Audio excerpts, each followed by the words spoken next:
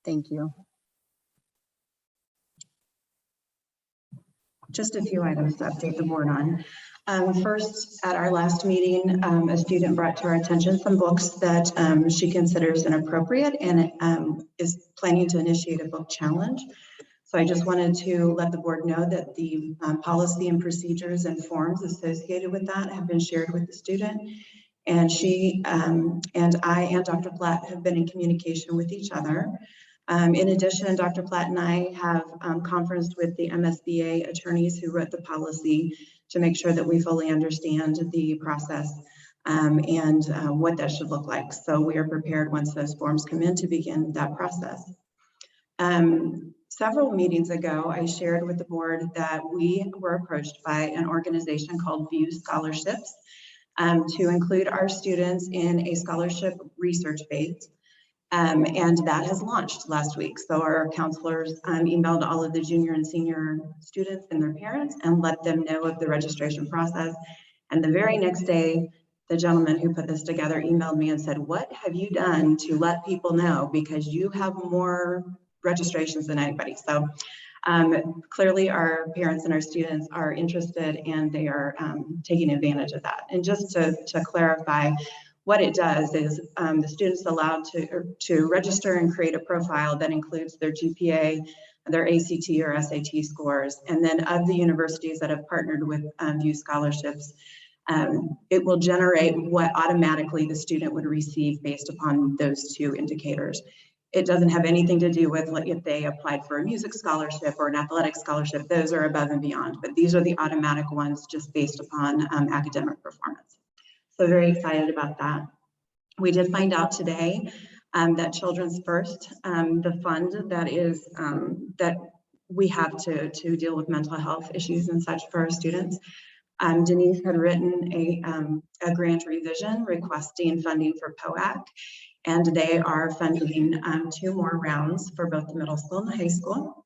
So that is very, very good news. And lastly, 4 staff members, including myself and a community member, visited Cedar Rapids today. There's a school there called Iowa Big that is completely a project-based learning school that serves 2 different school districts.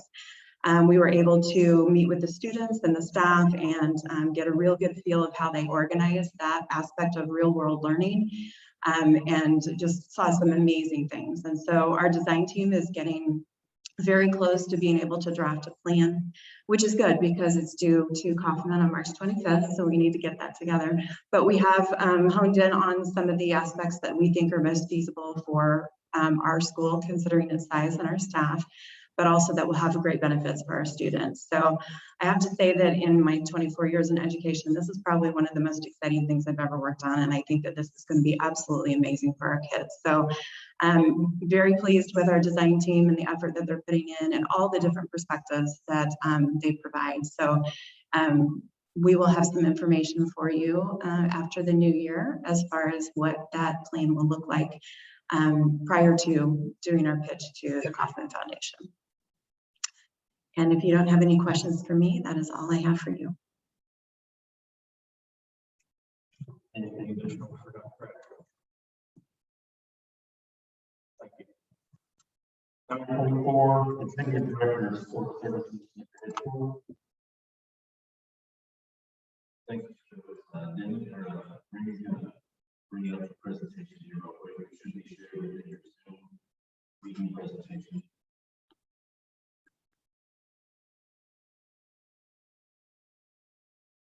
And while he's doing that, last month has had extremely great weather, except for today, very constructive.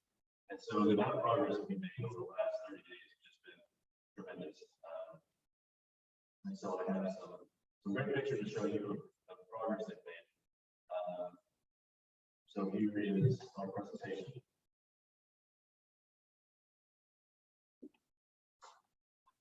Everybody, You're still muted. actually muted. You were muted.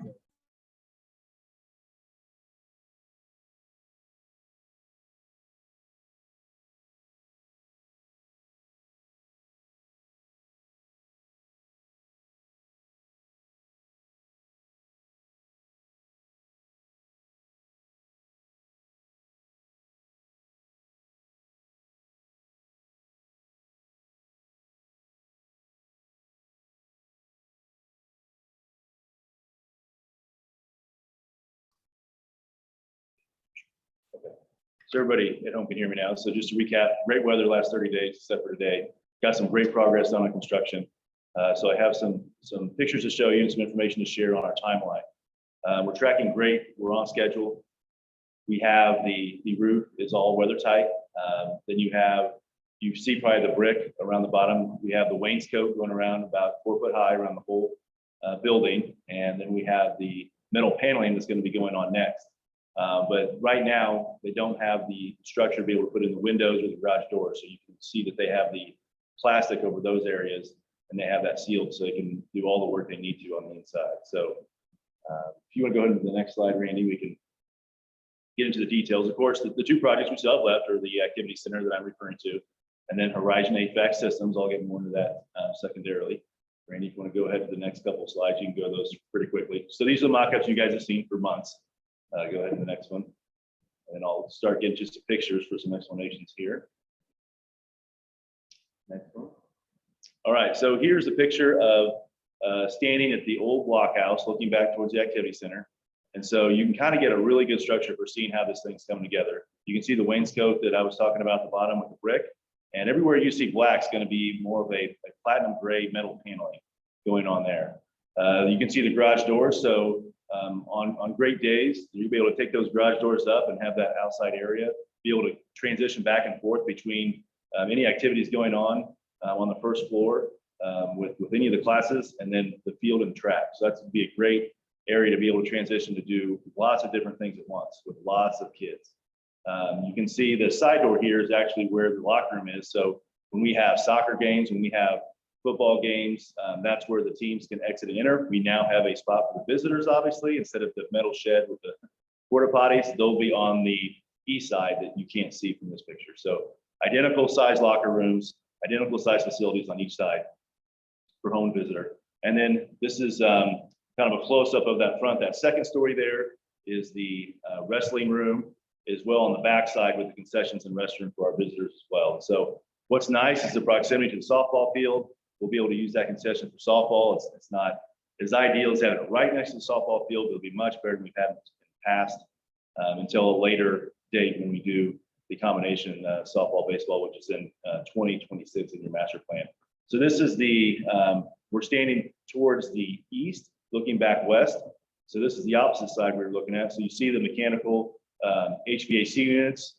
So we do not have RTUs on this building. They actually sit down to the side on these slabs. And so they're easy to access, easy to maintain. There will be a fence around the top of that retaining wall, plus in front of these HVAC units that have kind of a black mesh. So you won't, actively be able to see those if you're just looking at them. You'd actually have to go in the fence and get into those. So this is a great inside view. I'm standing in the first floor in the weight room classroom area, looking back towards the metal framing you see. So right there, I'd be looking at locker rooms, coaches' offices, officials' changing room. So you can see the inside structure starting to come together. If you want to go to the next one, Randy. And then this is the top level. I'm looking back west in what would be the wrestling room, concessions area, and restrooms. So they have not started the inside framing yet. That would be to my right side, or if you're looking to the right of the picture, that's where that's located.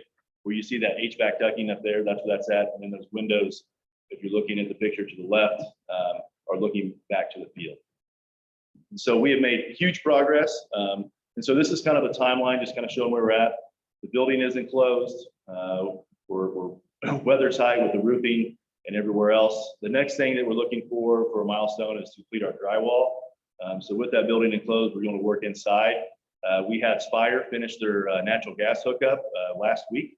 So we'll be actually using our hookup for that and not having to bring in propane to heat that space to keep it at the right temperature for that drywall construction. So we're looking at about February for drywall completion. The athletic flooring for the first floor for the weight room, which is going to be combined of that black matting and turf in the middle for plyometric drills, other explosive drills. You're going to have March of 2022. And then the actual install of the equipment is going to be in early May. So while the contractors are working on the outside, so they have to do final grade, they have to build sidewalks down to the field, they have to build the laning area in front. We'll be able to get in the inside and put in all the equipment, get all that installed in early May. And then we're still looking at a late May completion and having an open house before school's in for everybody to see the area. So we're on track, we're on schedule. If anything could have hicked up the schedule, knock on wood, it probably would have already happened with either procurement of steel or would have happened with weather and trying to break rock for our foundation. And luckily, we were able to get through those time periods without that. So right now, I mean, there's a less of a chance for us to come off schedule than there was earlier in the project in September, October, and November. So that's a good thing. That doesn't mean it can't happen, but it means it's less likely because we're through some major milestones with that. So Randy, can we go to the next one? Want to let everybody know the progress on naming the building. So to this point, we just called it Activity Center. We sent out a survey to our community members, so staff, students, and community, giving them a chance to give their input on the name of the building. So we've compiled all those names, and then on tomorrow, I meet with our building naming committee, and we're going to review all those suggested names, and then they are going to bring a short list for you to review at your January meeting. If you choose so to take action at that meeting, we would have a name for that building.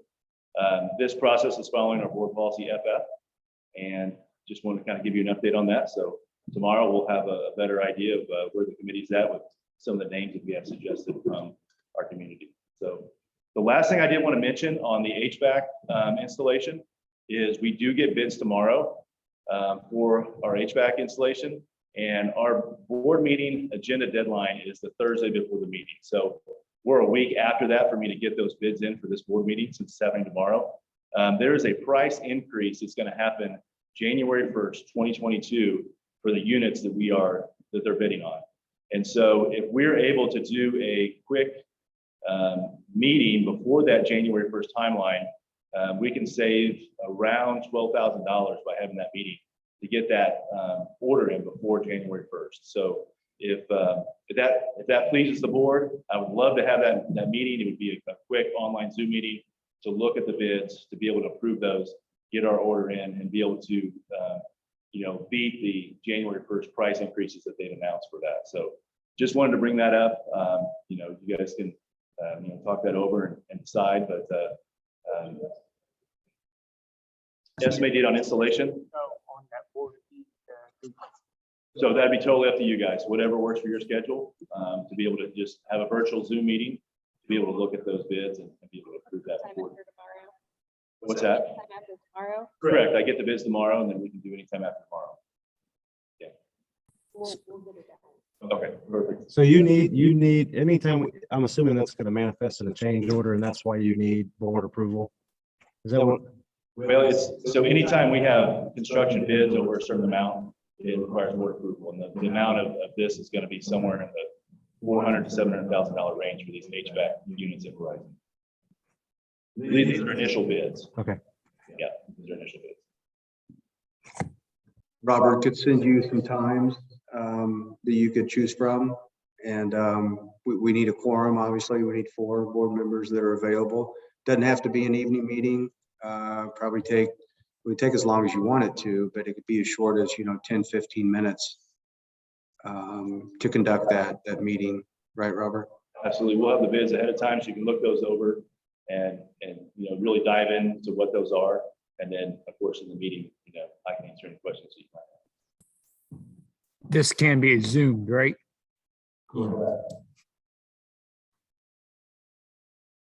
Any other questions or comments for Mr. Edgeworth? Thank you, Robert. Thank you. 9.5, comments from the audience. This is an opportunity for members of the audience to make comments to the board. A total of 20 minutes will be allocated for public comment. Speakers will be heard in the order in which they notified the superintendent of their desire to speak. If the 20 minutes expires prior to all speakers being heard, any speakers not heard may submit their comments in writing to the district office or email the board members directly. Individuals addressing the board should state their name, address, limit their comments to more than 5 minutes. Items or issues related to specific personnel should not be discussed in open session. One thing we would like to add to this and will be added later, students, staff should not be called out by name in public comments. And as you address the board, you're free to address us, I guess, as you please. But students and staff we're asked to refrain from calling individuals out by name during this public comment section. Thank you. First up tonight, Whitney Carlisle.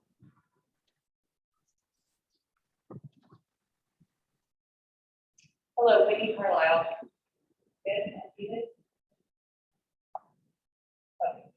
Like probably many of you, I can recall a wide variety of emotions I experienced while learning to navigate through this pandemic. There were times of frustration and anger. I fought for what I believed was best for our kids.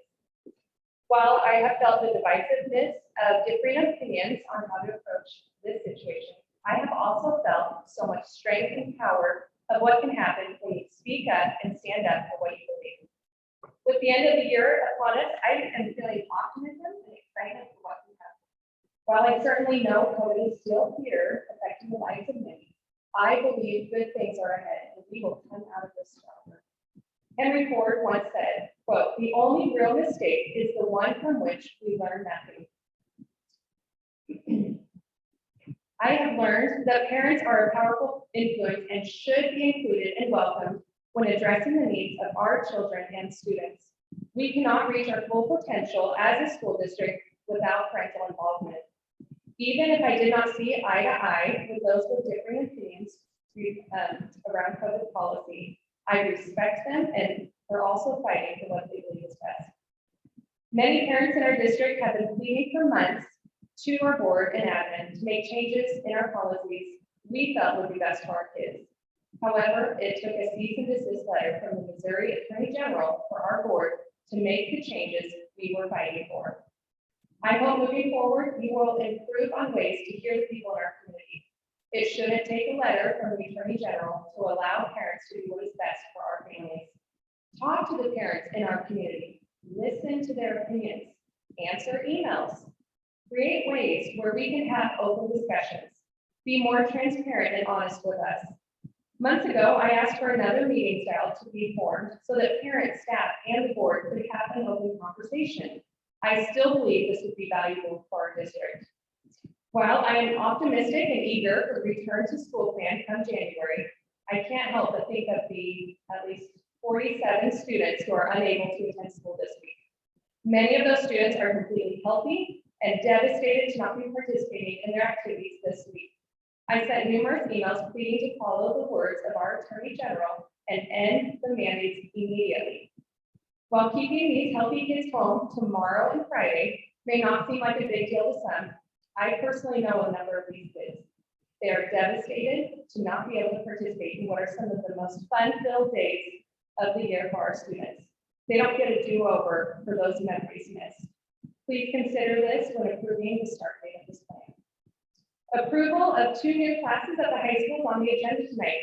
I am excited for these courses. I love any time we can get a student more interested in reading. As a mom, I dealt with a situation this year where my daughter in elementary school was recommended a book to read that was completely inappropriate for her age. This book contained descriptive sexual acts. Thankfully, our principal and central office agreed it was not suitable for elementary students.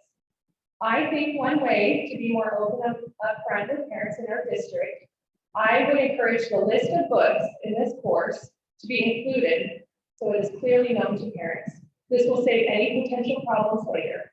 Adults have different ideas on what is appropriate for children, so I think being upfront with all coursework will be best. We want parents to be well informed on what their kids are learning, so this is a small way of being upfront, and it would go a long way. One comment from the Monday meeting referenced the need to trust parents to do the right thing. That trust goes both ways. We as parents also need to trust that you will find ways to better listen to our concerns, that you will encourage parents to come forward and ask the tough questions they have.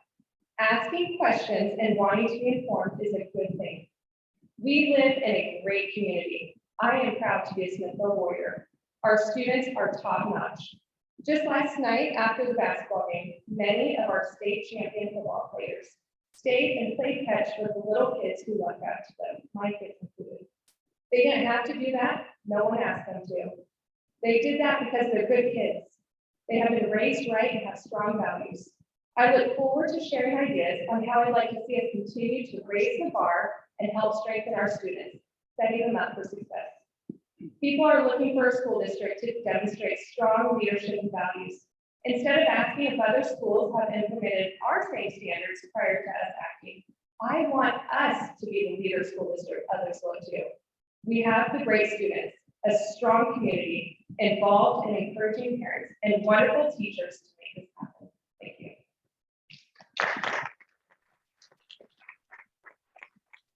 Thank you.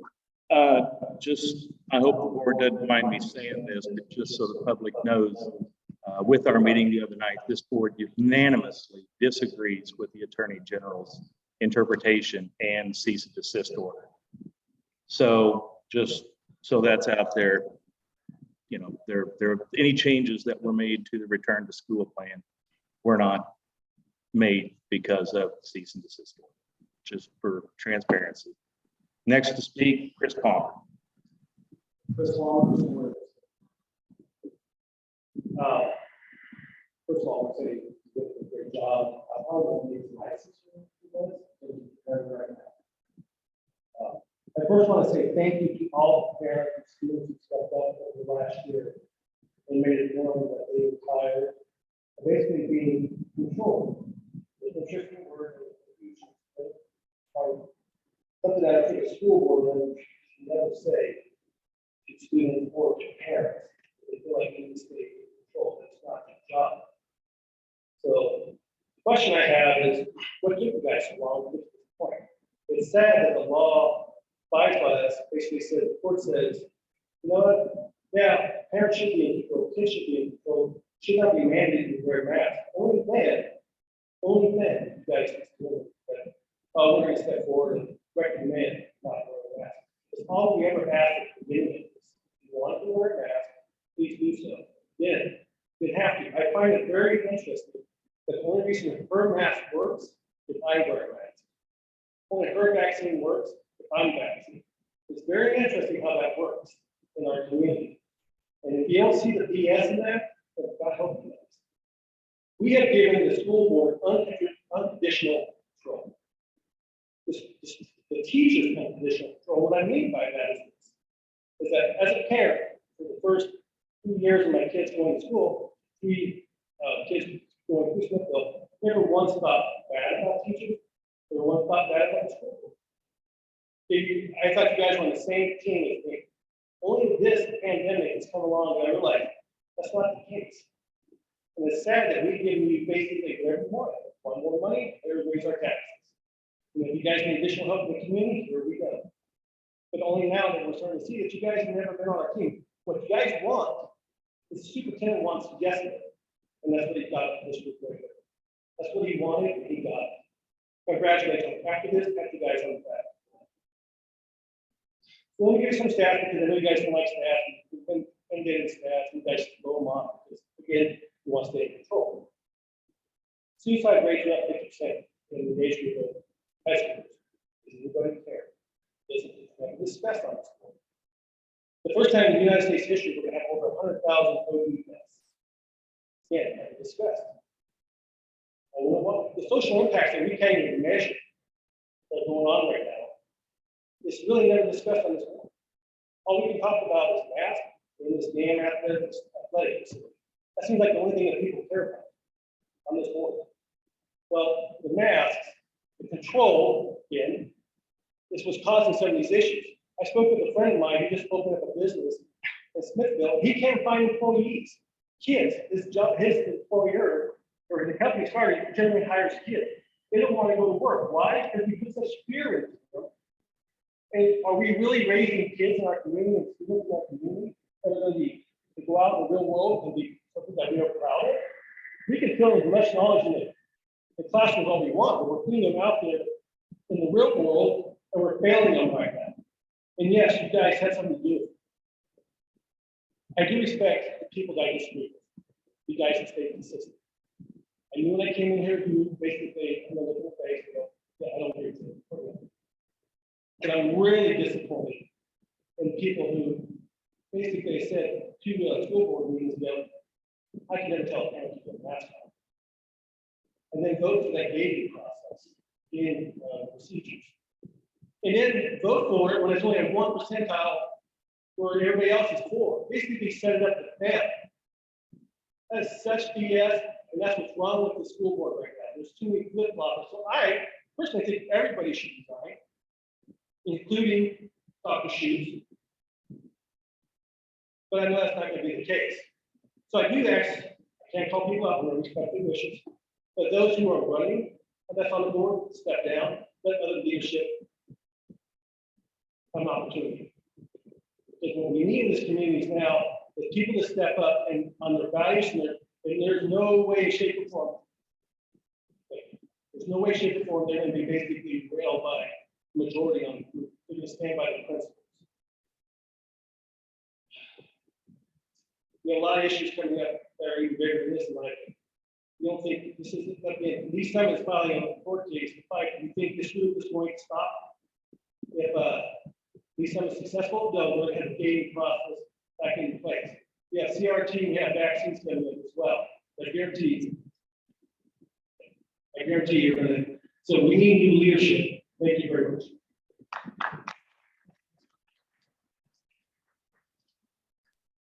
Thank you. Next up, Brooke Curtis.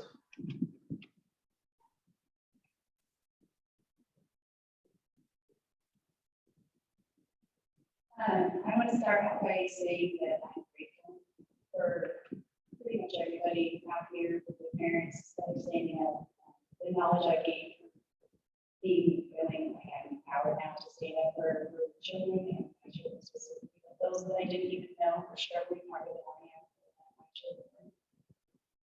I recognize the struggles that we all have been through since the start of COVID and the constant efforts made by board, teachers, staff, and parents in this district to analyze data and apply results to the creation of their best version of a safe learning environment and safe decisions for their children.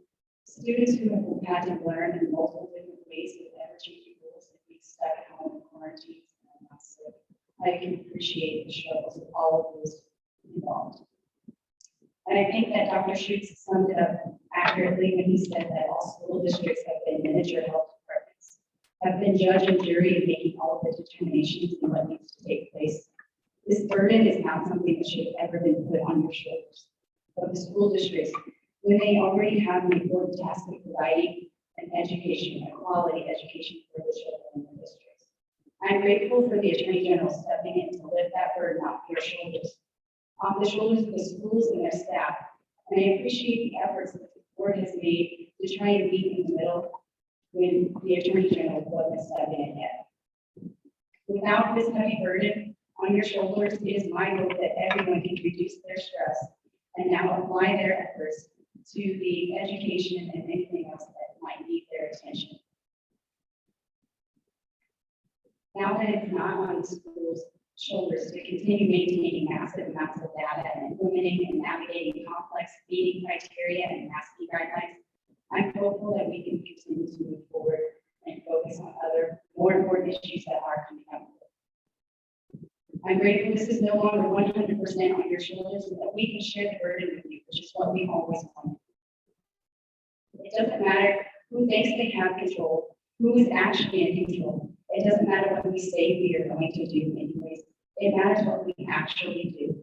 Actions speak louder than words. That's something I tell my children all the time.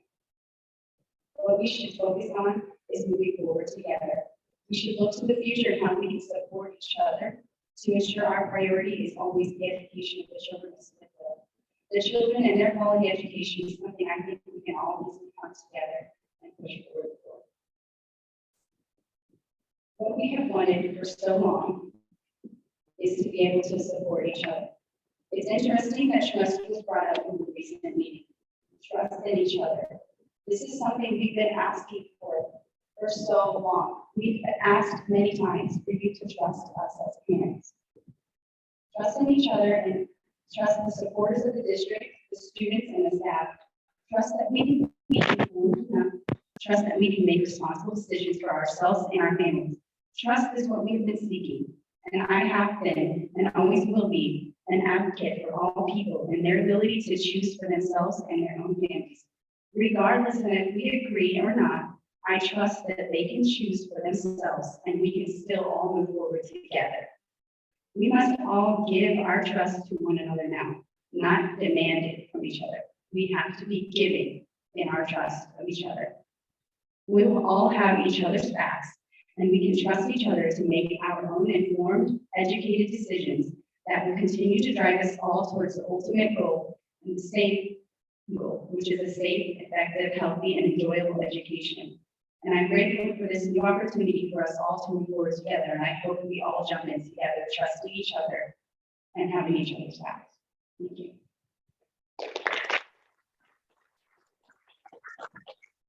Thank you. 10.0 old business, 10.1 general financial review.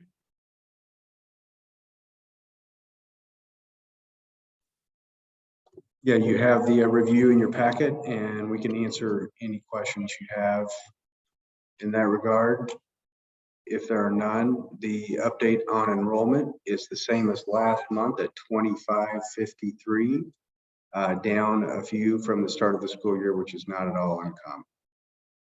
Any questions on the financial review or the update on enrollment? Okay, we'll move on to 10.3 student recognition night. Dr. Cradlefield. At our administrators meeting last week, we discussed some options for the student recognition night. And what we would like to propose is to pick one evening and have the 3 elementaries rotate through. We would need to set a specific time frame, somewhere 30 to 45 minutes should be sufficient.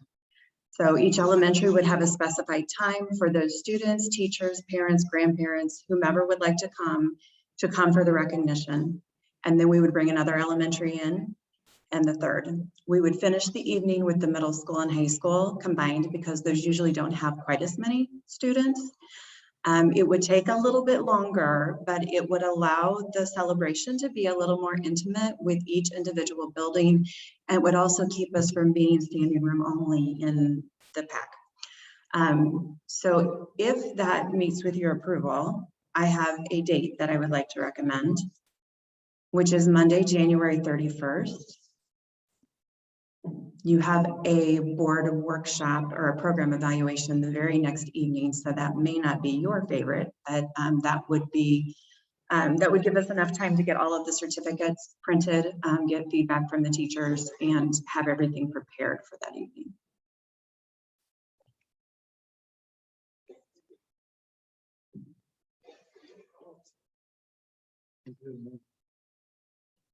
Okay. Sarah, Denny, does that? We would probably want to start about probably 6. And I think we could do 30-minute rotations, because when we did everyone, it took us 45 minutes to an hour. So I feel like that would be sufficient time to have all of the recognitions complete, allow one group to leave and another group to come in.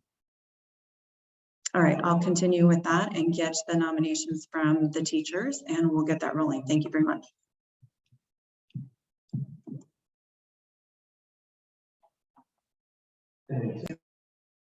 On 5 revenue expenditure tool. Yeah, this is a great tool that we've been utilizing for several years now. Mr. Kruger put this together with the help of Greg Brecker.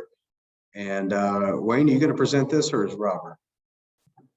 Looks like you are. Okay.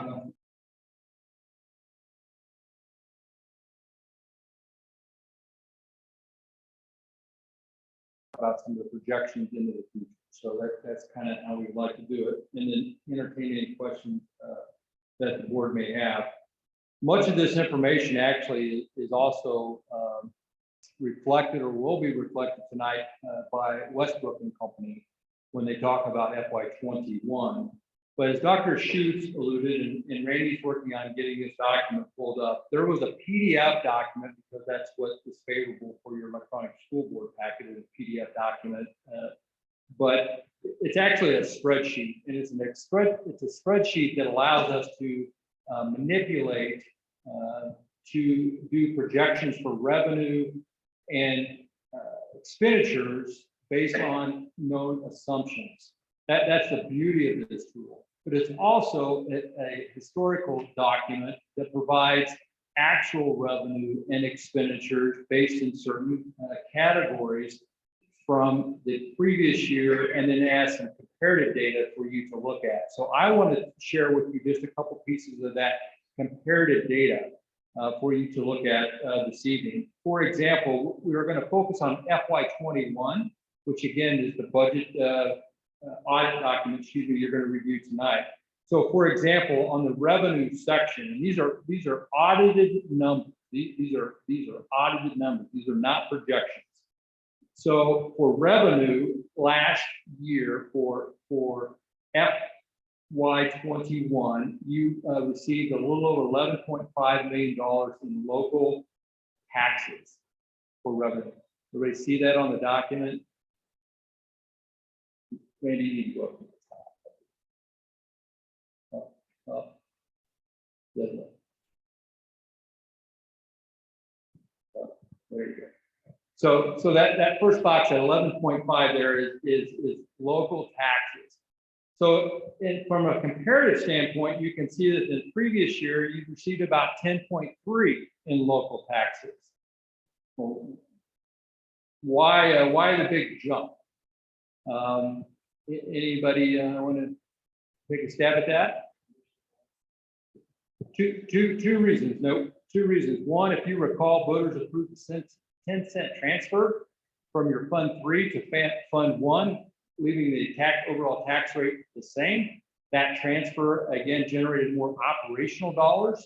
Not the total amount was the same, but again, it went into a different pot so you could operate with those funds. And then secondly, you can see there at the very top of that, you had overall in the district about a $10 million increase in overall assessed valuation. So an increase in assessed valuation generated more local taxes. You can go through and you can see that like our Prop C money was about the same. But you can also see that our other local was almost $1 million less than the previous year. And not only was it almost $1 million less than the previous year, you can see comparative from previous years back, we were pretty much running about 1.9 million in other local revenue for multiple years in a row. But last year, again, it was just $1 million. Why? Anybody? Crickets. Ferris Bueller movie here. The reason is because COVID and the fact that you were not serving lunches, you were not serving meals or charging meals. Well, the meal money that comes in for meal services, local revenue, wasn't there. Secondly, activities. You didn't charge gates because again, COVID, local revenue. That had a significant impact on your budget. But as Brad will probably mention, if you go down, skip down a line, you received $3.3 million in federal money last year. That was an anomaly. That was an anomaly. Two main reasons. One, COVID relief funds, federal COVID relief funds. Secondly, I mentioned we didn't receive a lot of local revenue from food service. We received a lot of federal money from food service because those meals were being subsidized because of COVID. So again, that's illustrated there in this document. Overall, last year, we received about 8% more revenue than the previous year. And again, that's reflected in your ASBR. Our overall fund reserve balances went up almost $1 million. And again, it's associated with those items that I just mentioned as far as revenue.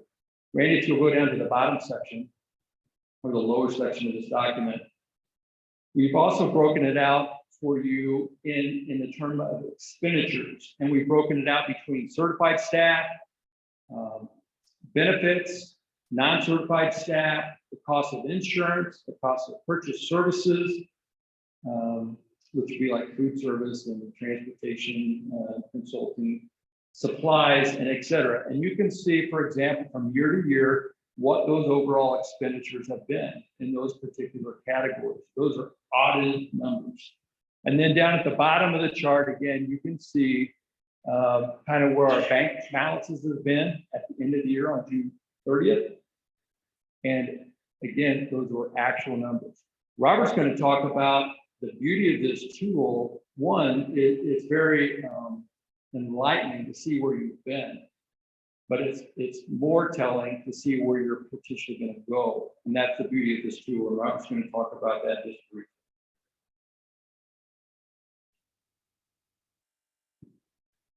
Thanks, Wayne. So, Wayne, if you can zoom out a little bit so they can see the labels in column A, if you don't mind.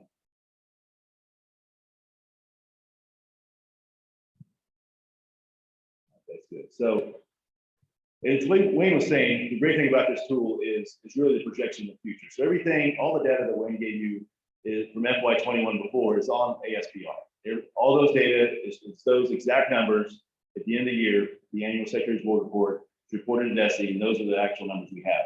We're looking forward when we project what we think our revenues are, what our expenses are going forward.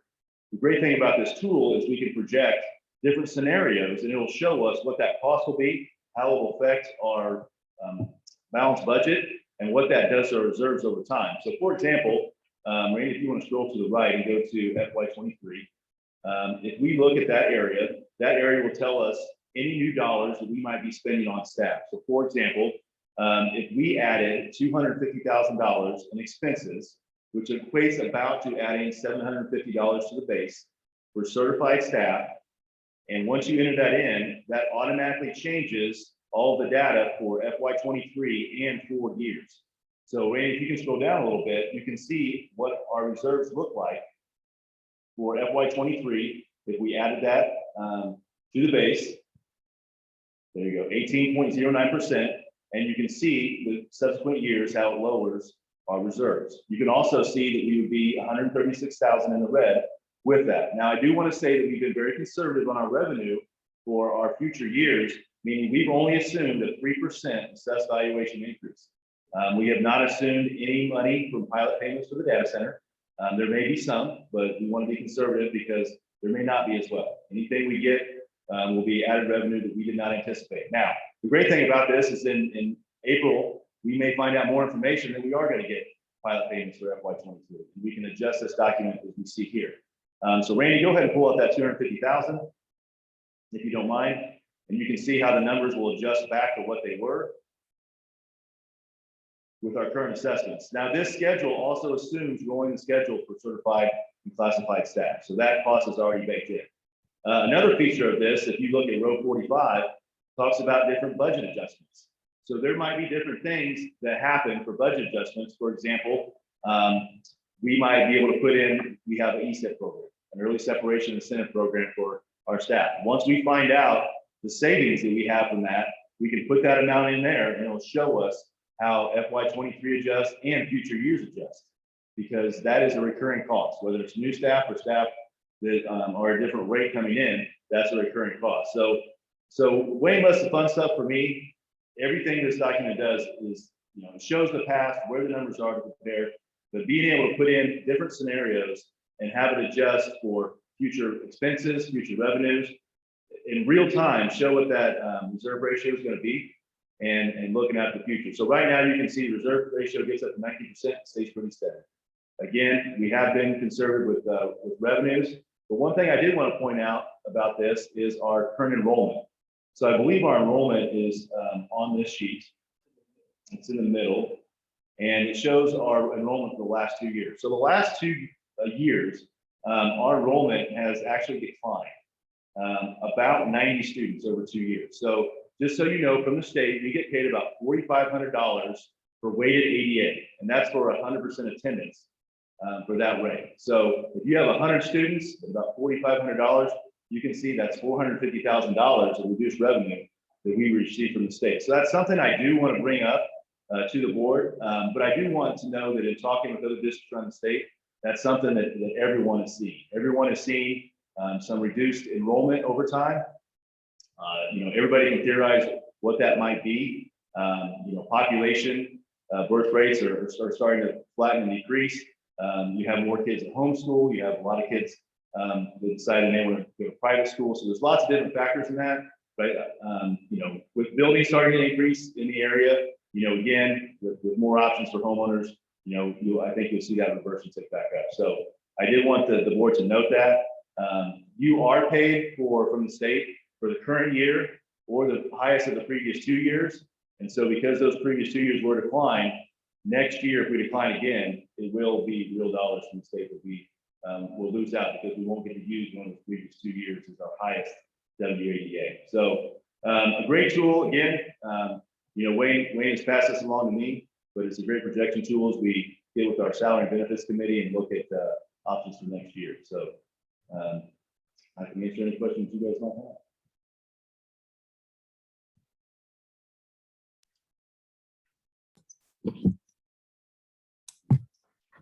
Thank you, and thank you for the comment about PDFs on electronic school board. I assume that's why a lot of our data is probably in PDF versus Excel.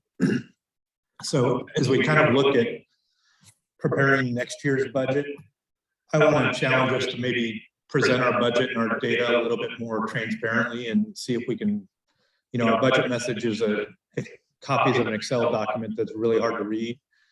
I think Platte County does a great job with their budget document. And I wonder if we can move to, that type of format where it's presented in a little bit better format in a little bit more absorbable by the general public. And so that's one of my asks as we kind of look at this document and as we look at our audit here, our results here in a little bit. Absolutely, thank you. It looks like the projections over the next handful of years is still below our targeted percent on reserves. Is that correct? Yeah, so this couple of years we flattened out around 19%. But I do want to say we were very conservative on anything from the data center in FY23. We did not put in anything for FY24-25. I know that's going to change. Yeah. So we have a meeting coming up with the attorney, with that group to get more clear picture going forward. And so once we have that information, we will put it in. I anticipate FY24 for sure, but we want to make things something. So right now, we put 0 in. I get that, and I understand that. Bottom line is if we don't look at the data center, we're not gaining any ground in our target to get ourselves healthy again. We're all sitting back waiting for this data center, which is going to be a good thing. But we need to look at the waste we have now and get ourselves under control, because when we get an influx of money, the waste is just going to be magnified. So I'm going to challenge the administration to look and see how we can get that reserve percentage to go back up before we get the data center money, so we can be fiscally responsible. So when we do get a nice windfall, again, we're not increasing waste, we're using our money wisely. And I believe a lot of that be analyzed with our new CFIP that come out. And so that's one reason why I know we started a year early, is to look at that strategic plan. And not only will we look at ways to use additional dollars from the data center, but also take a 10,000-foot view of different things that maybe we don't utilize as much anymore and carve those out so we can utilize our funds to the best ability.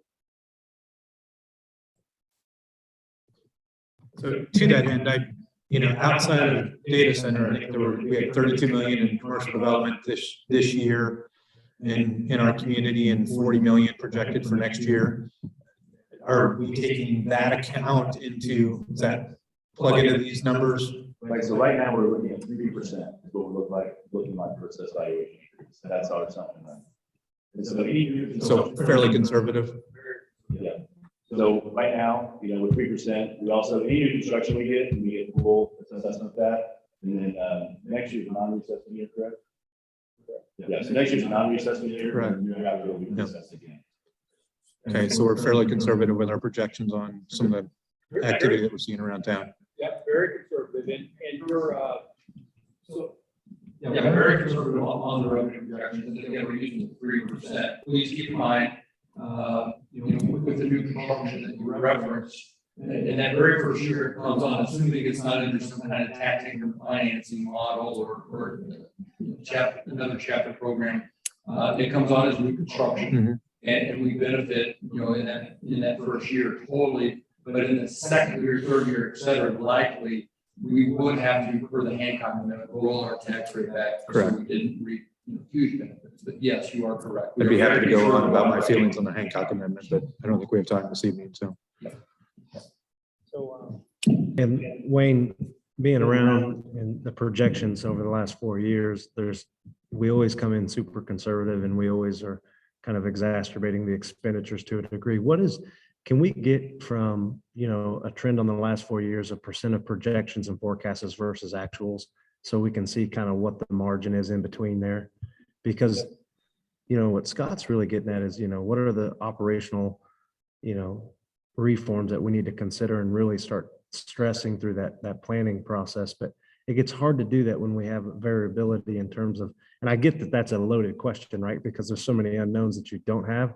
But if we look and we start to pull out the outliers in terms of, COVID years and stuff like that, when we're projecting a normal operating year, we can start to see what the percent of variability is in between that. And then we can start to kind of hone in a little more financially on what is that true impact from a forecasting standpoint. Because right now, we always do really good at being super conservative and coming in underwear and better projections. I remember one year we came in, there's an additional $300,000 that we weren't expecting, but it didn't manifest into expenditures, and it was good for us. So I appreciate that piece of it, but I also know that there's wiggle room in between there. And I think, when we go through planning perspectives about operational, how do we optimize that? We have to kind of hone in on that a little better. We have that data.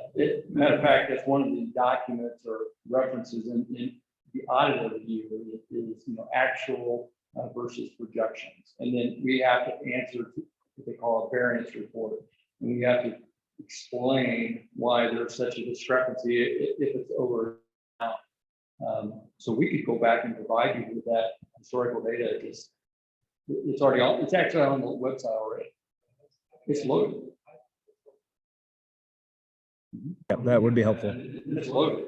Again, this audit once approved and all the previous audits, that information is on the website. Yeah, it's So just, we can pull that out, so it's very clean. yeah, it's just more awareness and accessibility when we go through planning stages. Yeah. Yeah, you hit on some things there. I know the last couple of years, we've come to the end of the year and we've praised and jumped up and down and been happy because we got URSA money or this COVID bailout money or this, and it's always helped the budget, but it kind of overshadows the fact that if we didn't have that extra influx of cash, we'd be a whole lot worse than we are.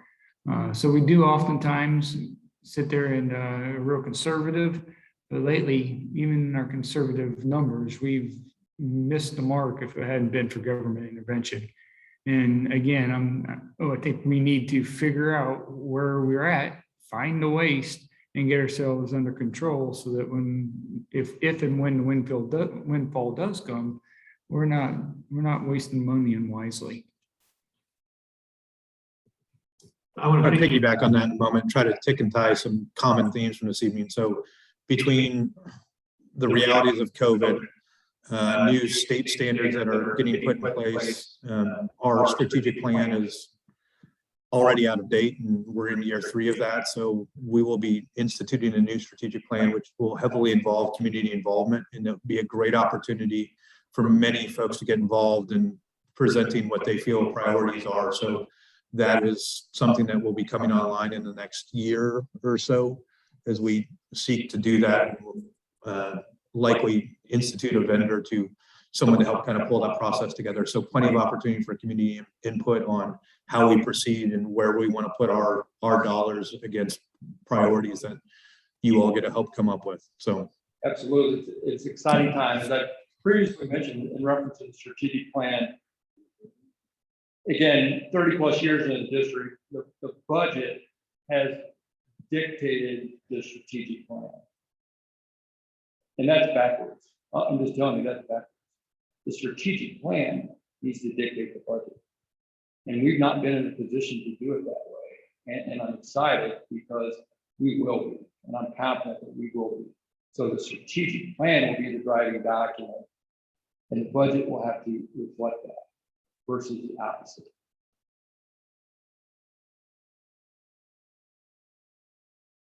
Any other comments or questions for Mr. Kruger or Mr. Edgeworth?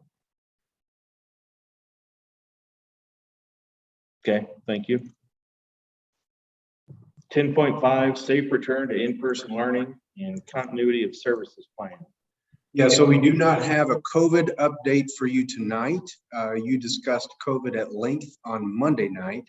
What we do have for you is the official return to in-person learning plan, continuity of services plan, whatever we're calling it now. You can see exactly what we're calling it. So this is the content of this plan is what was presented to you on Monday night. We need your official approval of this plan. And moving forward, what we will do is bring to you a brief COVID update at each meeting and ask for a renewal of your approval of the plan each month for good measure. So that is our plan moving forward. And tonight we would ask for your approval of this safe return to in-person learning and continuity of services plan. Comments or questions? Yeah, I wish I would have saw this Monday when we looked at this. If we go down to look at the close contact tracing, I struggle with a part of that plan.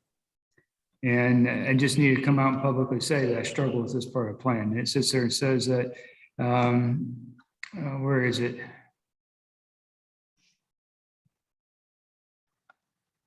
Hang on a second. If students were in close contact, they will need to be excluded from school or work or they will not need to be excluded from school or work if they are without symptoms or are fully vaccinated or have had COVID-19 within the previous 3 months. The way I read this, as it's written here, is if I am showing symptoms of COVID-19 and I'm fully vaccinated, then I am still allowed to be in the schools. And quite frankly, with or without the vaccine, if you're showing symptoms and you have COVID, you need to be excluded. You're still carrying the disease. You're still just as likely to infect anybody as somebody that's not vaccinated. So I think we need to relook at that portion.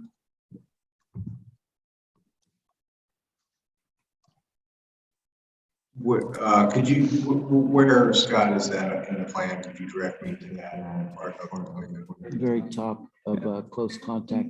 Close contacts, contact tracing, first paragraph.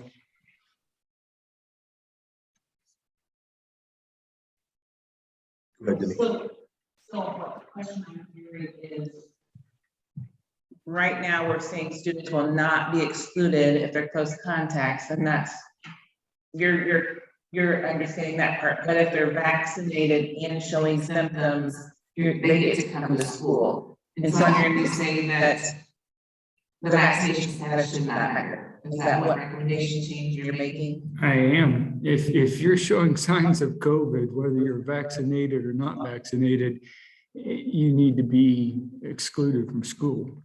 I mean, if I have pink eye and I'm showing signs of pink eye, even if I've been vaccinated, if there was, I would still have to be excluded because I'm showing signs and symptoms of that disease. So it is a communicable disease. If you're showing signs, vaccinated or not, we need to keep the rest of the population safe. I'm open to any changes. Yeah, I'm fine with that, Scott.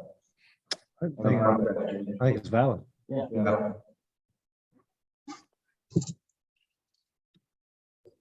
Any other comments or questions or recommended changes?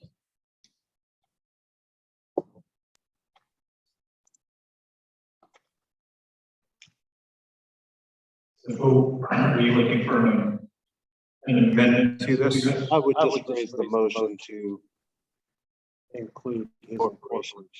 So we adopt this with amended that if you are showing symptoms of COVID-19, you will be excluded until you meet the other criteria listed here. Regardless of vaccination status. I can just strike that position out, so if they're without symptoms, and we'll just strike the vaccination status. Okay. Everybody's okay with that? If there's no more comments or questions, I'll accept the motion in a second to approve the safe return to in-person learning and continuity of services plan as presented with the changes. Second. Got Lynn and Ian, motion in a second. Any further discussion? Please vote.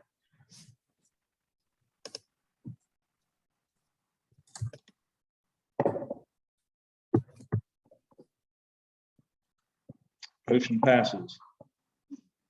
Moving on to new business, 11.1, welcome Brad Steele with Westbrook and Company to go over our FY21 financial audit.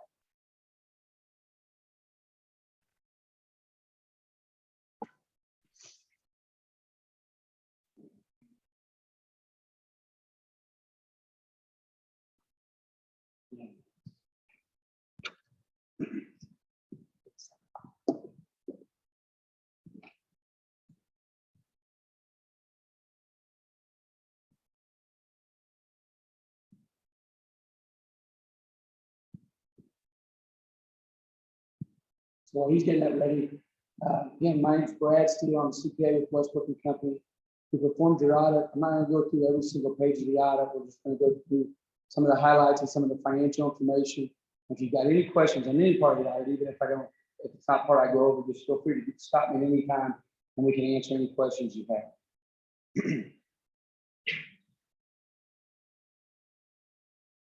The first part I always want to point out is the independent auditor's report. And it states in here, in our opinion, the financial statements referred to above present fairly in all material respects. That means you had a clean audit. What your bonding company is looking for, that's what DESI's looking for. Anybody that's looking at your audit, that's one of the first things they're going to look at is make sure you have a clean audit. The next page I'm going to show you is the statement of activities on the modified cash basis. You can see here on the governmental activities on the left-hand side, the expenditures there, and then the program revenues directly related to that governmental activity. And if you look, for example, transportation, you spent 1.4 million, almost 1.5 million on transportation, but the true cost of the district was about 1.25 million because you had about 240 million or 240,000 that was reimbursed, or that was given by DESI. So that's what this report tells you, kind of the true cost of some of the governmental activity. This is your balance sheet, and you can see there, there's a general fund, special revenue fund, debt service fund, and capital projects. Capital projects is what it says. It's capital projects, and all your capital projects are spent out of there. Debt service, same type of thing. That's where your principal and interest payments are coming online in bonds. The special revenue is where all your expenditures for your certified staff are, okay? And then the general fund is everything else. So your general fund and special revenue fund are your operating funds. That's where all your operations are coming from. So you can see there your total cash in each one of the funds. This is your revenues and expenditures by fund. And so you can see there your general fund, special revenue, debt service, and capital projects. And you can see there at the bottom, the net changing fund balance. So between the two, about $1 million to the good on the operating, that's good. You guys had a good financial year. That's a good sign. And then you can see there your debt service and then your capital projects because of the proceeds from the bonds increase. That's so you have a big balance there in the capital projects at the end of last year in June 30th. These are your bonds and certificates of participation, the balance, the additions, the retirements, the balance there at the end of the year, and then the amount due within 1 year. And this slide will tell you the principal and interest payments through maturity on all your bonds outstanding. So you can here with your certificates of participation through the 2043 year. Now the next 3 slides are graphs that kind of summarize your financial information. This is a comparison on revenue by source. And you can see there your revenues gone up and down over the last 5 years, but from a standpoint of where it's coming from as a source of local, county, state, or federal, you stay pretty consistent as a percentage. That's pretty normal for school. So nothing out of the ordinary there. You stay pretty level there, even revenue going up and down. This is the same type of graph for your operating expenditures, where it's coming from, whether it's salary and benefits, purchase services, supplies, or capital outlay. And one thing to notice here, you guys are about 78% personnel costs on your operating budget. Most of our schools, we get this question a lot about where everybody lands. Most of our schools, out of the approximately 40 we do, I would say probably 30 of them are in that 70 to 75% range. 4 or 5, maybe 3, 4, or 5 are above that 75%, and 3 or 4 below the 70%. So you guys are ones that are up there above the 75% on personnel costs.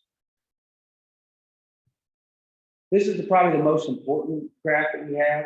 We tracked your reserve ratio over the last 5 years, and you can see there that it went up about 3 percentage points this year on the reserve ratio, got to 18.78. That's great. We'd like to see our schools up around the 20% range, so that's good. And then you can see your average daily attendance there dropped a little bit. And as Robert was saying earlier, we've seen that a lot of schools that we do. The ADA has dropped this year, and a number of different reasons. Some people just say we don't know. Yeah, I'm sure COVID had a little bit to do with that.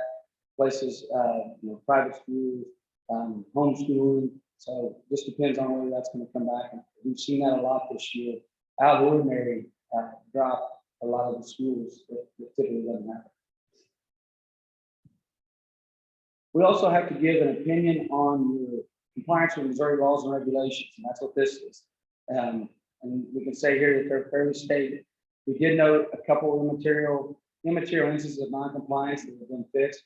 Anything that has most of these Missouri laws and regulations have to do with your budget, and your attendance and transportation is the biggest part of this regulation here. And you notice some immaterial instances, they were corrected, and we submitted the desk, and everything's been corrected on that, on the attendance and transportation side.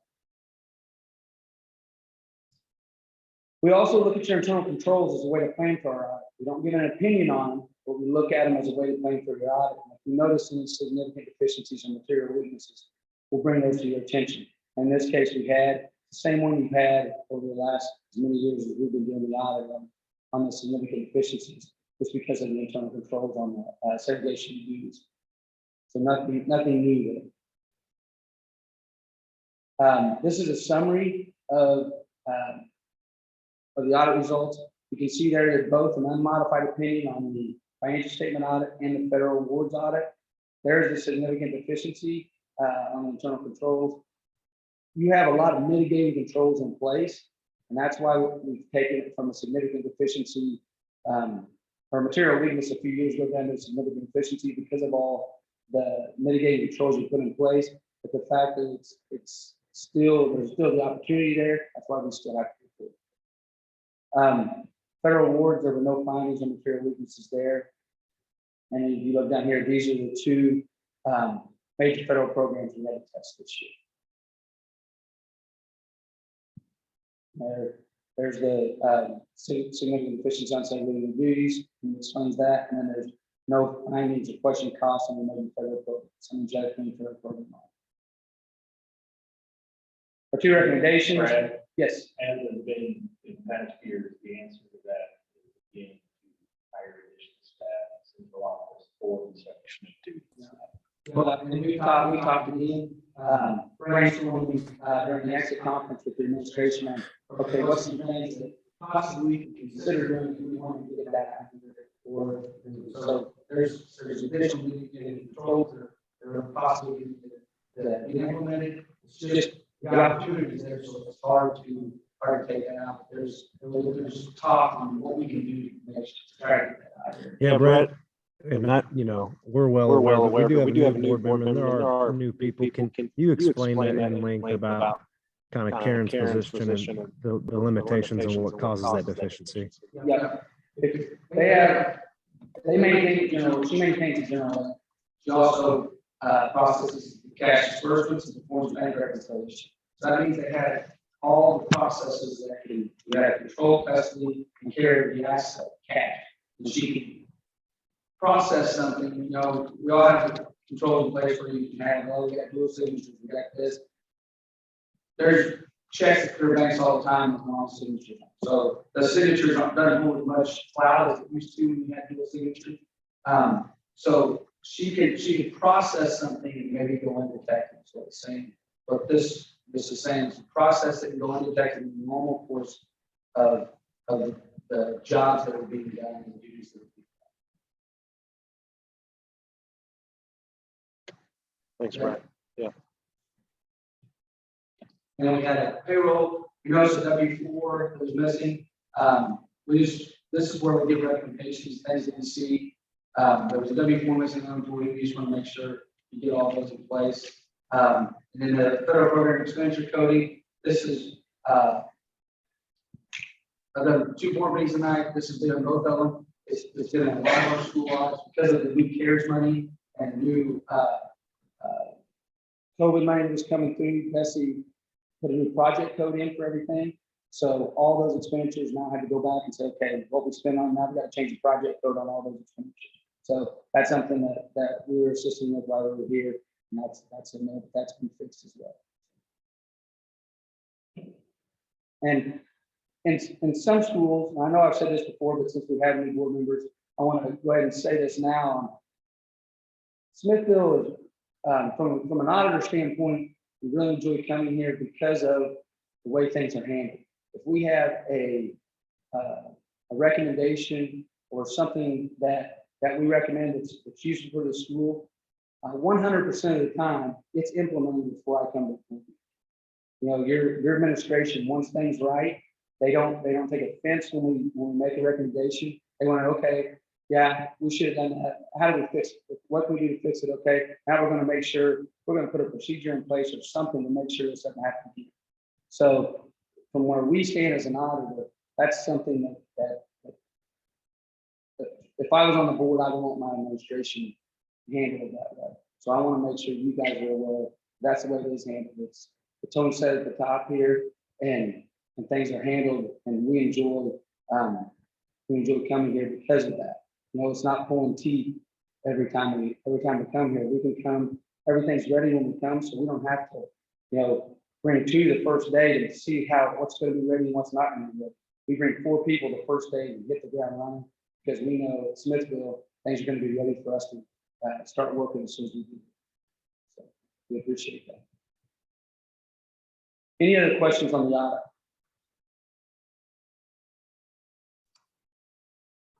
Okay, thank you. Thank you, Brad. And congratulations on the state championship. Thank you.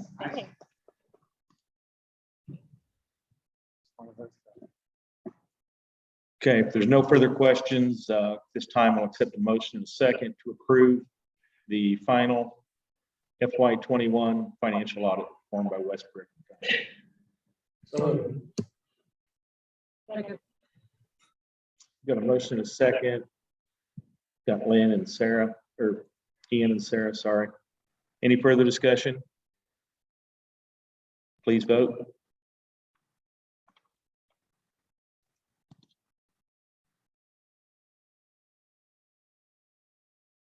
Motion passes. 11.2, consider district nominee for MSBA John T. Belcher Scholarship. Yeah, for our newer board members, the John T. Belcher Scholarship, obviously sponsored by MSBA, they coordinate this scholarship. Each district sends their nominee that chooses to participate, sends their nominee forward. So there's one per district. And this particular year, you just have the one application. And so that is in your packet. And hopefully you've had a chance to look at that. And what we do need, though, is action from this board to formally approve that applicant to move forward in this competition. Any comments or questions? If not, I'll accept the motion in a second to approve this nominee for the MSBA John T. Belcher Scholarship. So moved. Second. Got a motion in a second to approve the application as presented in our packet for the MSBA John T. Belcher Scholarship. Any further discussion? Please vote.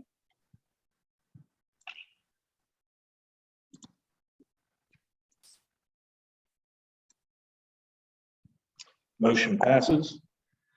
11.3, workers' compensation and employers' liability insurance coverage. Yeah, this is simply a renewal, and we recommend your approval of this renewal with MEM for our workers' comp and employees' liability insurance. Comments or questions on the package that was provided? Do you know when?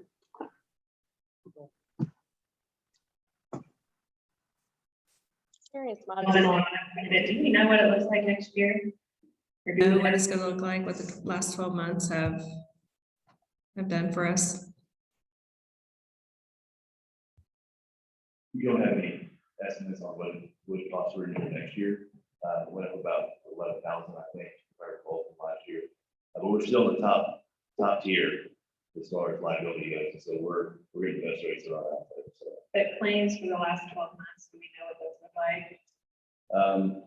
I don't want to speak. Do we know what's coming on or what's falling off? Tim has the best data for that, so I'll leave it on the Right, we recently met with Kristinelli and he reviewed our claims with us, our carrier's MEM. We do have some claims. They've got some funds set aside for some possible high claimants, but when we reviewed the information, we think that one of those is going to fall off without having a significant payout. Across the board, we've had a few irregular incidents take place, but your typical trips, falls, slips, those sorts of things, we're doing really well with those. So, I mean, we have work to get in that top tier for pricing, and we'll remain in that tier for next year.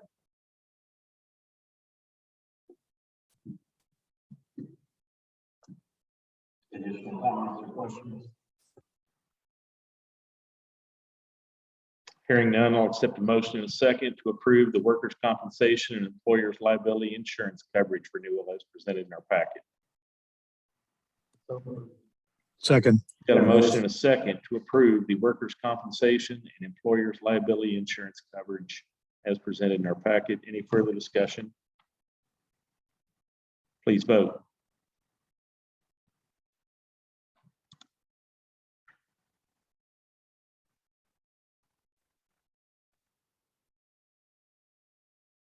Motion passes. 11.4, 2021 annual performance report data. Dr. Thompson. In your packet, I provided performance report data. I know that Susan has a question, and so I'll let her ask that. And then if if anyone else has questions, I'll be happy to entertain them.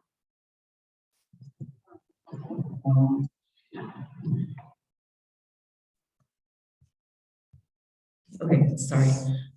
My question was, I was just looking at the standard 3, the indicators 1 to 3.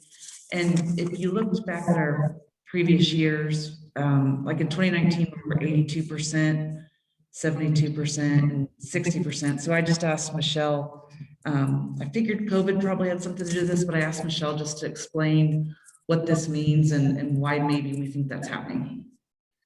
Well, a little history. For 3 years, in 2015, 2016, and 2017, the state required that all juniors take the ACT, and the state paid for it. So we had 100% participation. Now, I want to be very clear that percentage that you see there does not represent participation. It is they take the score, they quantify it, and then they divide it by our number of graduates. So I'll explain that to you in a moment. But we had 100% participation, which means that we were getting some points for every single student who graduated. When they stopped doing that with the graduating class of 2018, as a district, we decided to continue offering the ACT at our expense for any junior who wanted to take it. And at that point, we had about 75% of our student body who would choose to take it. All of the other students either took the Compass at that time, it was a very common entrance exam for community college, or they took the ASVAB, which is required for going into the military. So again, we had 100% participation. In March of 2019, we had our district ACT scheduled. We had the ASVAB scheduled for later that year. We did not come back after spring break. So instead, we offered vouchers. I ordered vouchers for every student who had signed up for the ACT. I mailed it to them. Some of those kids never used their voucher, and the kids who were going to take the ASVAB were not in session. So that explains that middle year in the drop. Last year, we had so many kids who were online. And although they had the opportunity to come in for all of those tests, they chose not to. There were about 50 graduates who chose not to come in. So for those students, when we quantified the score, that is actually how that percentage is generated, they actually got 0 points. So let me explain to you, I'm going to use the ACT as an example. Every one of the entrance exams, and the 3 big ones for us, again, are the ASVAB, the ACT, and the work keys now is what we're using. And NCC, our partners over at Northland Career Center, come and actually administer that test for us. And we pay for that as well. So all of these are free of charge to our kiddos. Using the ACT as an example, if a student scores 26 or higher, they earn a score of 1.25. If they score between a 22 and a 25, they earn 1 point. If they are 18 to 21, they earn 0.75. If they are below 18, they get 0.25. And if they don't take it, they get a 0.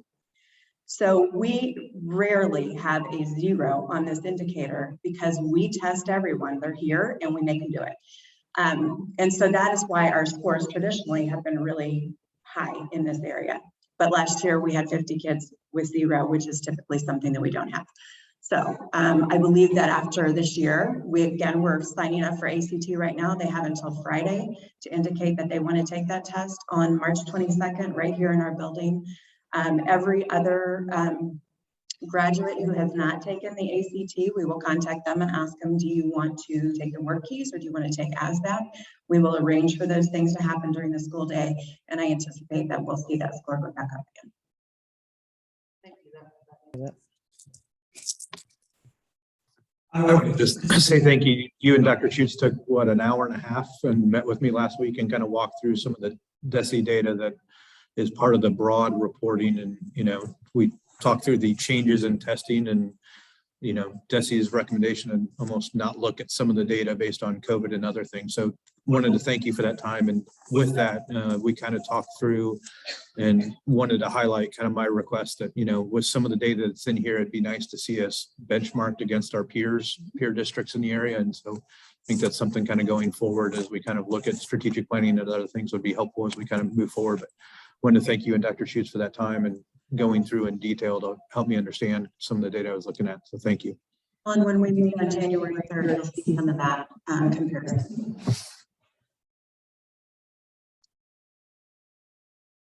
Any other comments or questions regarding the APR?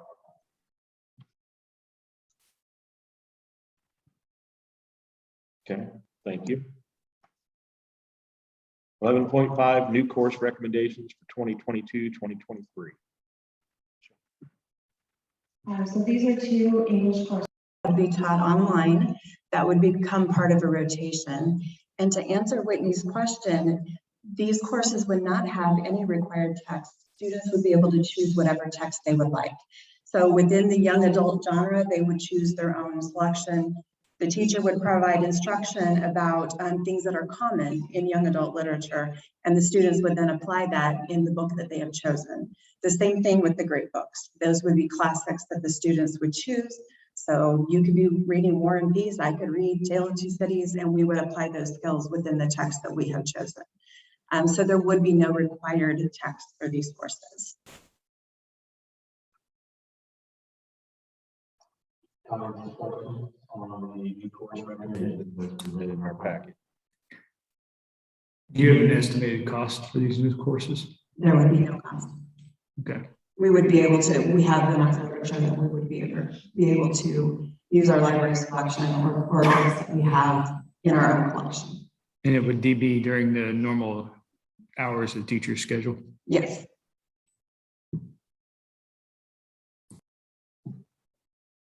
Any additional comments or questions?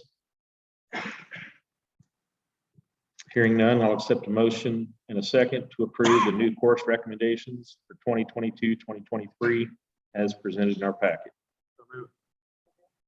Got a motion and a second to approve the new course recommendations for the 2022-2023 school year as presented in our packet.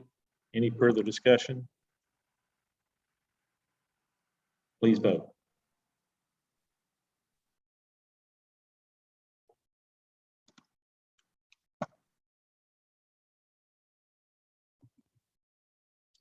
Motion passes. Thank you. 11.6, 2021 C policy updates. Policies DCB, KKB for the first reading. Yeah, a couple of updates here, as Denny mentioned. DCB has to do with political campaign contributions. And when I look at this update, it's really what it's been our policy all along. We may not use public dollars to make contributions to political campaigns. So not a big change here at all, but that is recommended by MSBA as a policy update. The other one, KKB, has to do with recordings during meetings. And from this revision, you can see that there's a section addressing recordings by parents and guardians or family members that the administration or school staff, superintendent or designee is how it reads, may not allow recordings of those particular meetings. So this policy addresses those issues related to audio and visual recording. This is a first reading and we recommend your approval. Comments or questions?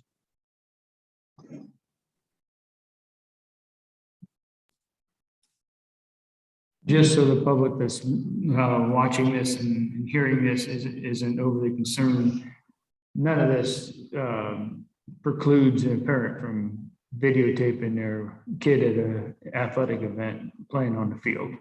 Yeah, I realize that. I just want that. I want that to be stated so everybody that hears, we're not. Oh, yeah. We're not trying to forego somebody taking their phone out, watching their kid, videotaping that. Thank you. Yeah, particularly the policy deals with IEP meetings in section 504. Thank you, Scott. Any additional comments or questions? Hearing none, I'll accept the motion to approve the first reading for DCB and KKB policy updates. So moved. Second. Got a motion and a second to approve the 2021 C policy updates, DCB and KKB for first reading. Any further comments or questions? Please vote.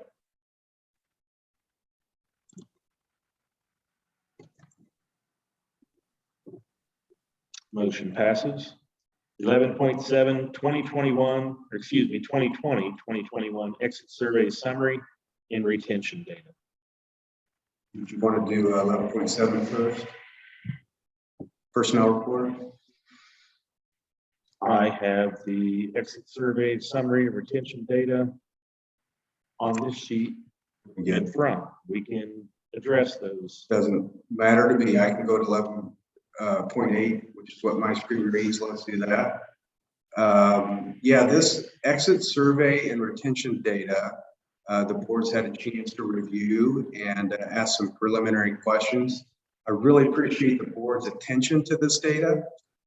This is really important data to the administration.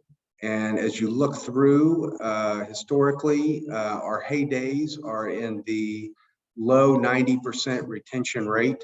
I want to point out that as late as 2019, 84% was the national average for teacher retention rate. That's the national average. So, for what that's worth. For me, as long as I've been in the district for 13 years, I prefer to be in the low 90% range. We haven't been there for a while. As you look at this data, but the last couple of years have been very, very atypical, right? So if last school year was a storm, this school year has been a tornado as it relates to what it's like to be a teacher, what it's like to be a principal, what it's like to be a custodian. Our world is very, very different now in regard to how we go about educating children. And that is created a lot of unrest among our staff as we do our listening tours to the schools that we visit, as we do our roundings, as we meet with with NEA, Missouri NEA members here locally. We know that it's a very, very difficult time for our staff. I am very concerned that these numbers are going to drop significantly in terms of our ability to retain our teachers. Now, I know that our colleagues in area school districts have the same concern and are experiencing the same issues. But I am concerned about, I can only control our turf. I can only focus on our turf, on Smithville, and taking care of our staff and our teachers. So tonight, multiple times, I've heard the expression, that's probably due to COVID, that's probably due to COVID, that's probably due to COVID. I've also heard multiple times strategic planning, strategic planning, strategic planning. So as you are aware, we are looking to kick off our strategic planning process a year early. And part of that's due to the funding we expect from the data center. A lot of that's due to the funding we expect from the data center. But what's more important, or what's as important, I'll say, is that our world is so very different than it was 3 years ago when we formed our current strategic plan.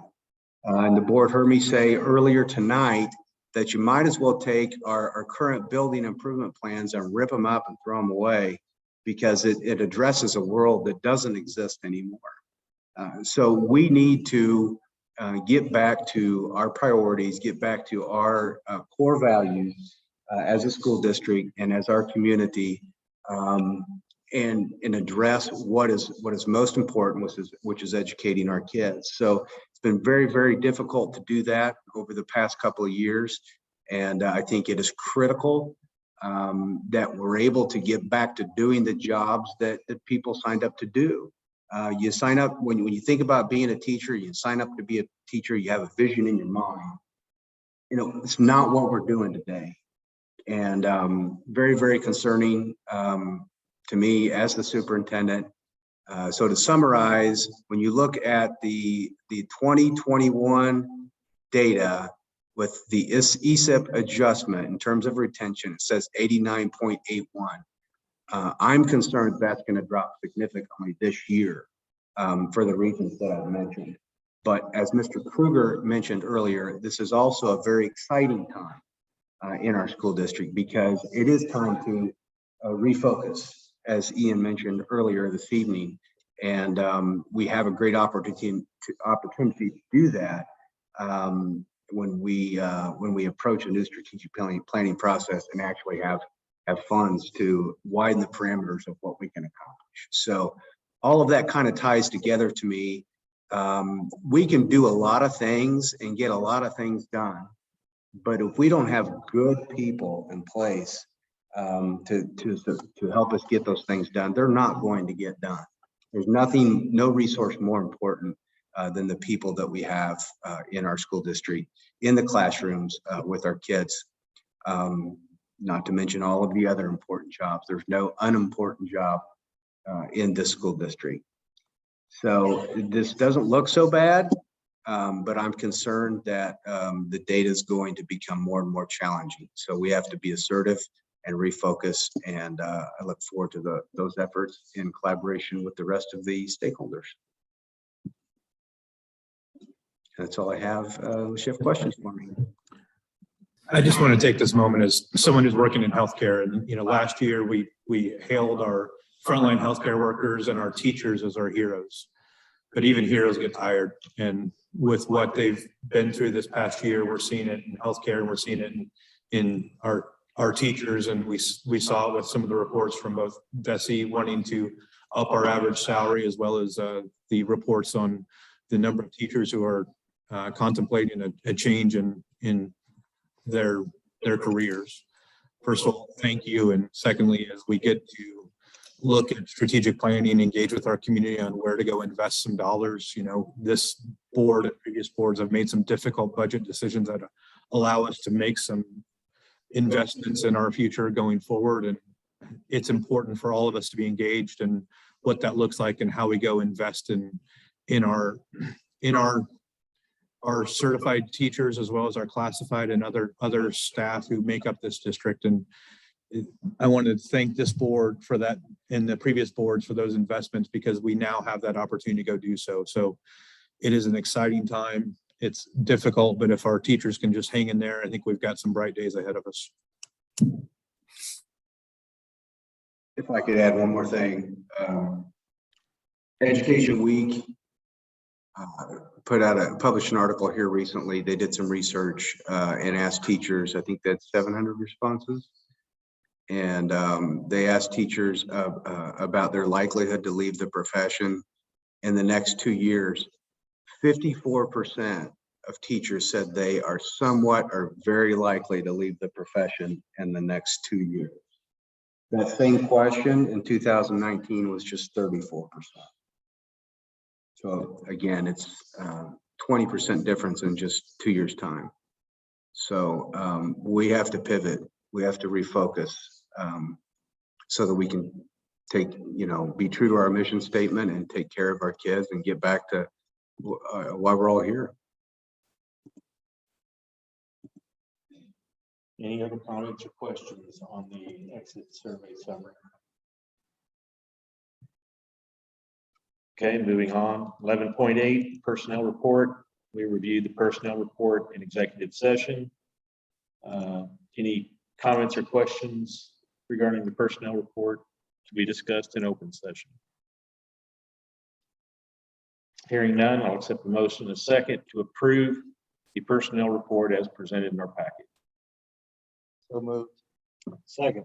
Got a motion and a second to approve the personnel report as presented in our packet. Any further discussion? Please vote.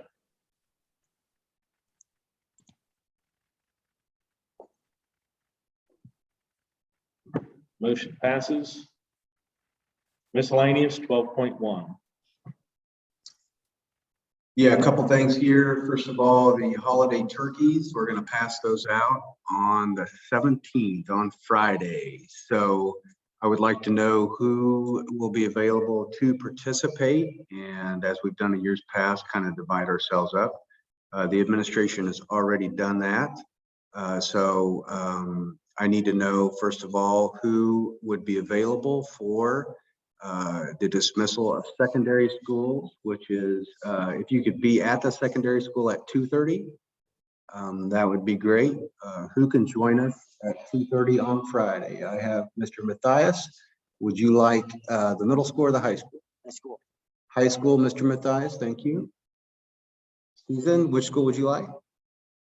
Okay, how about the middle school, Jeff? Middle school would be great. Middle school? What time? 2:30, if you could be there at 2:30. Anybody else for the secondary? Okay,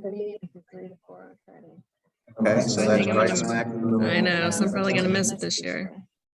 So the elementary, if you could be there at 3:30, at the elementary school, of course, we have 3 of those. Who can join us? Maple, all right. Eagle. You can do Eagle. Wherever you want to send me. Write all this down. Okay, Karen, thank you. Lynn said Maple, and Ian, you said Eagle. We'll do Horizon. We'll walk down. You two have Horizon. Okay. All right. Meet the cafeteria, yep. Okay. Will be indoors this time. Thank you, everybody. Appreciate that. The next item is more of an announcement. Board candidate filing period closes on December 28th. So just again, by way of announcement, the office is open from 8 to 4 to file for the board on 12/16, 8 to 5 on 12/17, 8 to 5 on 12/28. So Karen will be back over the break on December 28th to open the office for anyone that wishes to file for the board or file appointment. So anybody can contact Karen, the board secretary, and file for the board by appointment. Keep an eye on your email for the board self-evaluation. Denny, I think you said you already got information on it. Very good. So Denny and I spoke the other day. When you are done with that, MSD will send to Karen the results of that exercise. We'll let you know that it's ready. The board then will set a date to review that. Typically, you'll also review some information regarding the superintendent evaluation. And that's a separate meeting. It's kind of how you've done things in the past. So we'll let you know when that comes in. January 7th is when NSBA is asked to have that back. January 7th is the due date. Didn't see that date. Yeah, please take time to complete that exercise by January 7th. And then Kim, you've got an ESIP update in here. You want to cover that?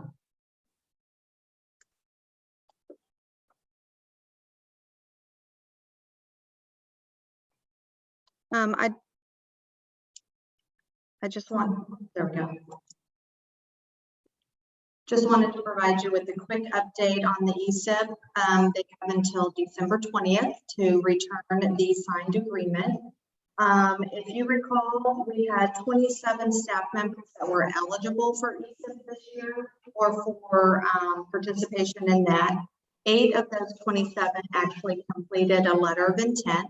So they gave us notice that they were interested in that.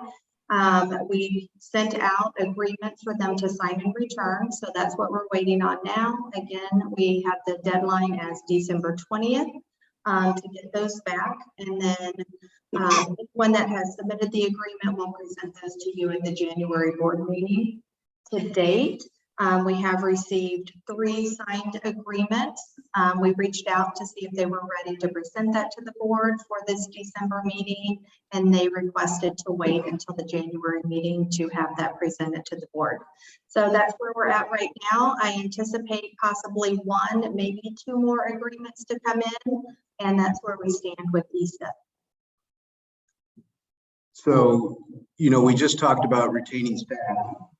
And then you have an early separation agreement update. So just something to consider as we move forward and what our priorities are. Our staff love the opportunity for ESIP, understandably.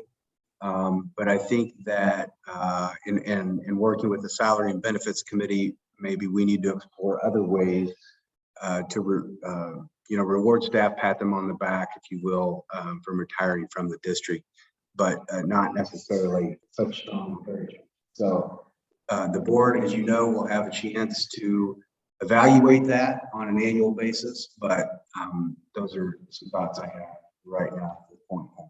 Just so we clarify, that was never done as a reward incentive. That was done as a budget recovery tool to save expenses, and has over the last 3 or 4 years saved a significant. Well, thank you very much. Yes, as you can see, the participation is dwindling. Before we adjourn, I do have one question for Dr. You mentioned January 3rd meeting. I do not have anything on my calendar. What are we doing on January 3rd? And I may have just missed it. I'm sorry. Executive summary. Do we need to reschedule that? I just didn't have it. I don't know if anybody else does. For what? The assessment executive summary. If we need to reschedule it, that doesn't break my heart because I'm working on it over break. So I'm okay with that if we need to look at a different date. Can we just move it back maybe a week to the 10th? Monday night? Does that give you a little time once you come back to? We have a real world learning design team meeting that we need from 6 to 8, but I can see if that could be moved if the 10th works for the board. 17th? Right now, Monday and Tuesdays I are can going do the to 17th. work best for me. So That is Martin Luther King Jr. Day. there will be no school that day. So If that works for you, I'll come in and, I mean, I don't have a problem. What time? Typically, we do that at 7. The 17th. 17.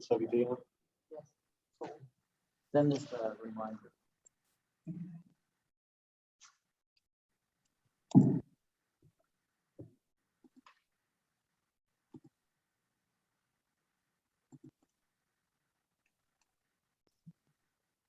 Okay, thank you. I just checked that when you said that earlier and I was like, I don't remember January 3rd. Okay, does anybody else have anything else before we adjourn? Hearing none, I'll accept a motion in a second to adjourn our meeting. Got a motion in a second to adjourn this evening's meeting. Please vote. I was second.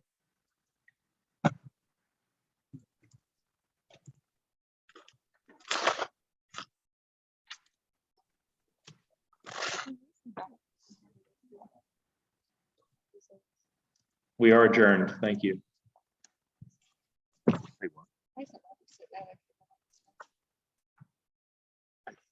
think because they've all got so many seats.